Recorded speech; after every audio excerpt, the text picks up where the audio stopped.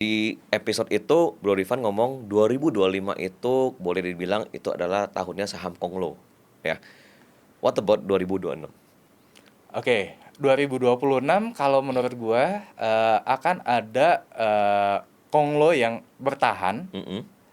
tapi akan ada saham-saham Konglo lainnya juga yang akan turun. Oke. Tapi ada juga saham-saham Konglo yang belum dapat panggung di 2025 akan naik di 2026. Oke. Nah, jadi ada 3 nih. Jadi kalau gue lihat nih masih tetap, maksudnya ada narasi Konglo itu tetap akan berlanjut di Oke. 2026. Cuman ibaratnya kayak main bola, Bro. Ganti pemain. Oke. Gitu. Ada kisi-kisi nggak? Maksudnya yang akan naik panggung? Oke, yang mungkin gue cerita dari yang ini dulu kali ya.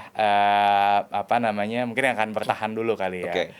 Kalau gue lihat misalkan kayak saham-sahamnya Pak PP, Hmm. mungkin Pak Aguan, mungkin akan tetap bertahan lah. Oke. Karena gue lihat juga ya ini bukan perusahaan jelek kok, ya kan, Hmm. emang growth story-nya ada, narasinya jelas, aksi korporasinya juga bagus gitu kan. Jadi yang tadi gue bilang di-maintain Hmm. harganya.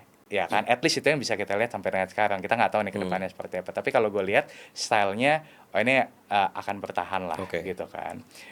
Kalau turun pun mungkin turunnya juga nggak yang signifikan sekali gitu. Tapi ada juga mungkin, tapi gue mungkin nggak etis kalau nyebut namanya gitu ya. Hmm. Yang gue lihat nih nggak di-maintain gitu loh. Oke. Ya kan, jadi ya mungkin deh sekarang 2025 naik. Nah, kemungkinan 2026 kalau tidak di-maintain dan tidak didukung oleh fundamental, dia akan turun. Oke. Karena gini, Bro, ibaratnya kan harga saham itu mungkin kalau dalam jangka pendek itu tidak berkorelasi langsung dengan si fundamentalnya. Jadi Oke. bisa jadi gini nih, harga sahamnya pas 2025 naik begini, nah saham-saham yang emang kinerjanya juga catch up, Oke. ya dia akan sustain nih di atas. Hmm. Tapi ada juga nih yang kalau misalkan teman-teman bandingin harga sahamnya begini, tapi ya fundamentalnya begini atau malah turun, Hmm. ya ini kayak ibaratnya bom waktu. Ya Hmm. kan, at some point dia akan burst, dia akan bubble, dia akan jatuh.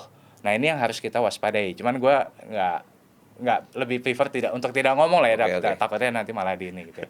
Nah, kalau misalkan untuk yang akan naik gitu ya, kalau gue lihat gini, ibaratnya saham itu kan ada blue chipnya, ada Hmm. second linernya. Nah, kalau kita bicara mengenai saham Konglo itu juga sebenarnya ada tier-tiernya, Bro. Oke.